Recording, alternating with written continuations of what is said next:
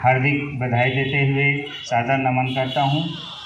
आज के इस कार्यक्रम के मुख्य अग्रज सम्माननीय आर.पी. खांडे साहब, सम्माननीय अमृता मिलन जी, सम्माननीय निराला जी, सम्माननीय खोटे साहब, सम्माननीय बरिया जी, सम्माननीय सुमित दास जी, उपस्थित सभी साथीगण, सम्माननीय राजीव दास कोटरे जी और इस कार्यक्रम के आयोजक हमारे युवा साथी सम्माननीय संजय मिरी जी, अजय निराला जी, राकेश डिस्पाड़ जी और उनके सभी साथीगण।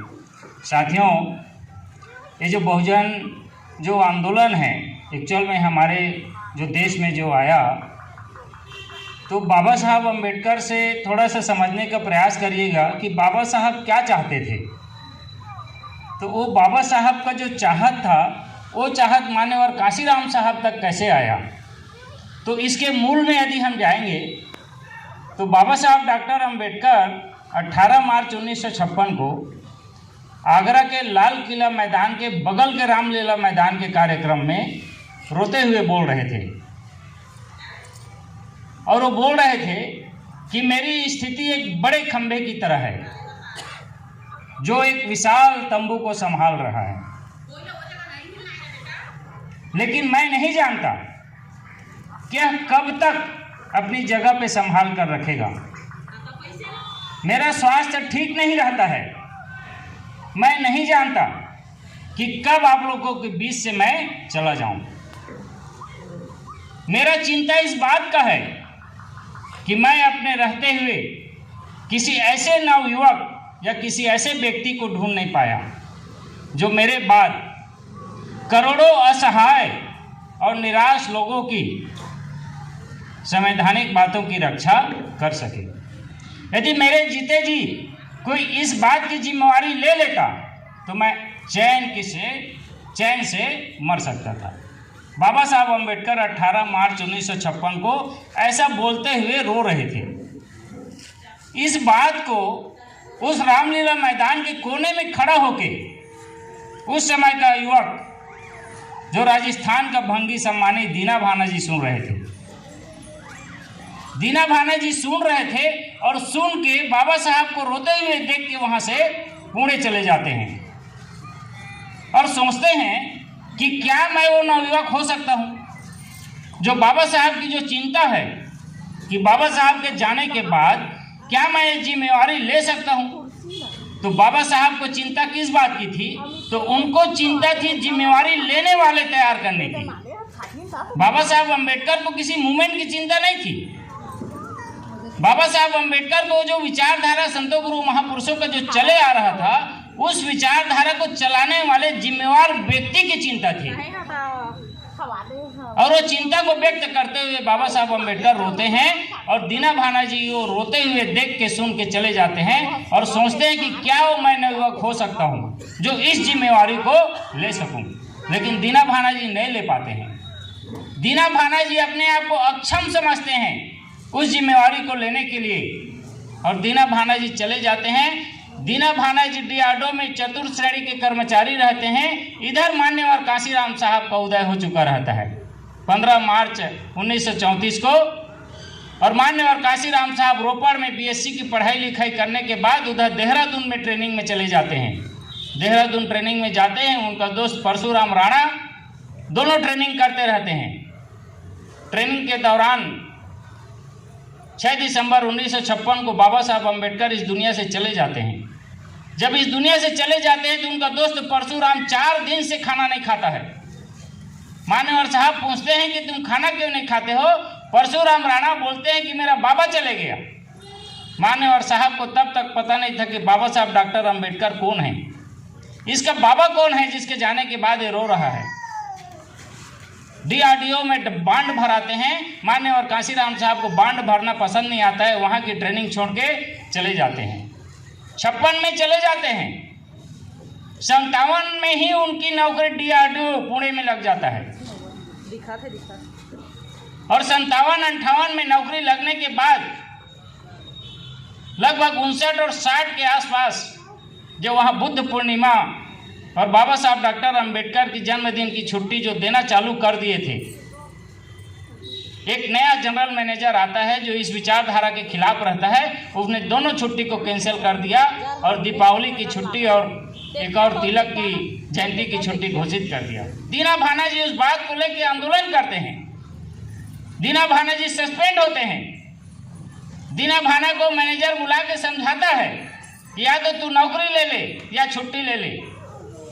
43 महार जाति के कर्मचारी रहते हैं। 42 लोगों को भी बुला के समझाता है या तो तुम लोग बाबा साहब की छुट्टी ले लो या नौकरी ले लो। 42 महार लोगों ने नौकरी लेना चाहा, बाबा साहब अम्बेडकर की छुट्टी नहीं लेंगे बोल दिए। ये जो भंगी राजस्थान का अकेला जो 43वां व्यक्ति ये बोला कि मैं नौकरी भी लूंगा छुट्टी भी लूंगा, अड़ गया। इसकी लड़ाई को जब देखा माने और काशीराम साहब पूछते हैं ये तेरा बाबा कौन है जिसके लिए तू अपना चतुर्श्रेणी नौकरी दांव में लगा रहा है। मेरा वो दोस्त था 1956 में मेरा बाबा मर गया बोल के रोया और आज तो एक बाबा के लिए अपनी नौकरी छोड़ रहा है। दीना भाना जी बताते हैं कि डॉक्टर अंबेडकर कौन है। मान्यवर साहब को लेके जाते हैं। उस समय नानावटी जी, खोबरा गढ़े जी और खापड़े साहब ये 3 लोगों से मान्यवर काशीराम साहब को मिलाते हैं। ये 3 लोगों से मिलाते हैं। ये तीनों उनको बताते हैं कि बाबा साहब डॉक्टर अंबेडकर कौन है। मान्यवर काशीराम साहब को समझ आता है। इधर दीना भाना को समझ आता है कि हो न हो ये वही नवयुवक है जिसके लिए बाबा साहब डॉक्टर अंबेडकर 18 मार्च 1956 को रोए थे। ये वही नवयुवक हो सकता है जो करोड़ों असहाय निराश लोगों की हितों की रक्षा करेगा। मान्यवर काशीराम साहब को ये डीके खापड़े जी, नानावटी जी और खोबरा गढ़े जी एनिहिलेशन ऑफ कास्ट नामक किताब देते हैं। मान्यवर काशीराम साहब पढ़ते हैं। पेज नंबर 51 में पैरा नंबर 2 में लिखा हुआ है, बाबा साहब लिखते हैं कि जिस समाज का बुद्धिजीवी वर्ग प्रमाणित हो, हॉनेस्ट हो, इंडिपेंडेंट हो, डिसइंटरेस्टेड हो, वह समाज का नेतृत्व कर सकता है। मान्यवर काशीराम साहब देखते हैं कि जिस समाज का बुद्धिजीवी वर्ग प्रमाणित हो, स्वतंत्र हो और निस्वार्थ हो, वह समाज का नेतृत्व कर सकता है। तो क्या मैं वह नवयुवक हो सकता हूँ? क्या मैं प्रमाणित हो सकता हूँ? प्रमाणित होने के लिए उन्होंने अपनी माँ को चिट्ठी लिखा कि मैं शादी नहीं करूँगा, घर नहीं जाऊँगा, धन दौलत इकट्ठा नहीं करूँगा। ये तमाम बातें अपनी माँ को लिखते हैं। मान्यवर काशीराम साहब बोलते हैं सबसे पहले प्रमाणित मैं होऊंगा। वो नहीं बोलते कि मिशन को मैं चलाऊंगा, मैं पहले प्रमाणित होऊंगा।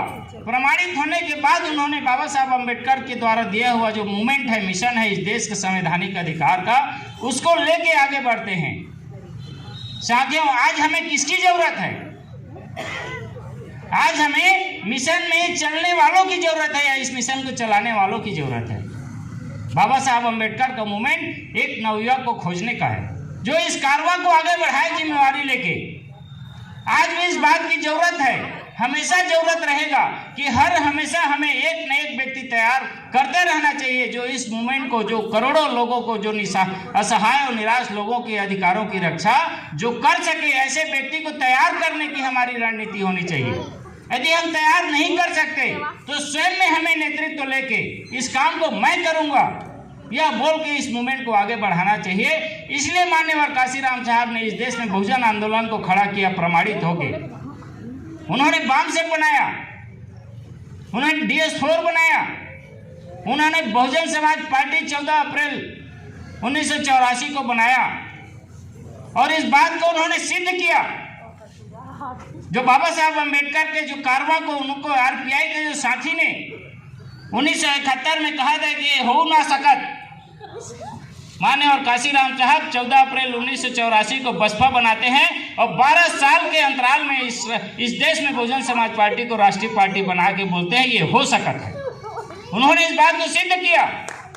1995 में देश के सबसे बड़े राज्य में सरकार बना के उन्होंने सिद्ध किया ये हो सकत है। तो किससे हुआ? नेतृत्व करने वाले व्यक्ति से ये हुआ और चलने वाले व्यक्ति से नहीं हुआ। यदि आप चलने वाले व्यक्ति रहेंगे तो कभी भी मूवमेंट कामयाब होने वाला नहीं है।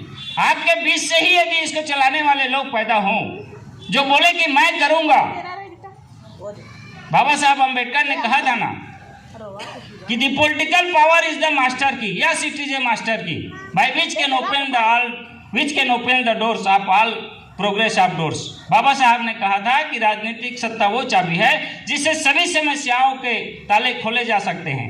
तो ये जो जिद है, yes it is a master की, माने और कांशीराम साहब ने इसीलिए कहा कि हो सकत है। उनका भी जिद था, ये हो सकत है, क्योंकि बाबा साहब अम्बेडकर ने कहा है, इसलिए हो सकत है। उन्होंने करके दिखाया, उन्होंने किया, इसलिए आज इस देश में, दुनिया में करोड़ों लोग माने और कांशीराम साहब को, उनके विचारधारा को, उनके नेतृत्व को मान के उनके साथ चल रहे हैं। वर्तमान में माननीय बहन जी हमारी नेतृत्व करता है, इस मूवमेंट को आगे बढ़ाने में लगी है। साथियों, काफ़ी समय से आप लोग बैठे हैं, पुनः माननीय और कांशीराम साहब को सादर अभिवादन करते हुए, श्रद्धा सुमन अर्पित करते हुए कि आने वाले समय में आप लोगों के बीच से भी नेतृत्व करने वाले व्यक्ति पैदा हो, नवयुवक पैदा हो और कहे कि मैं करूंगा।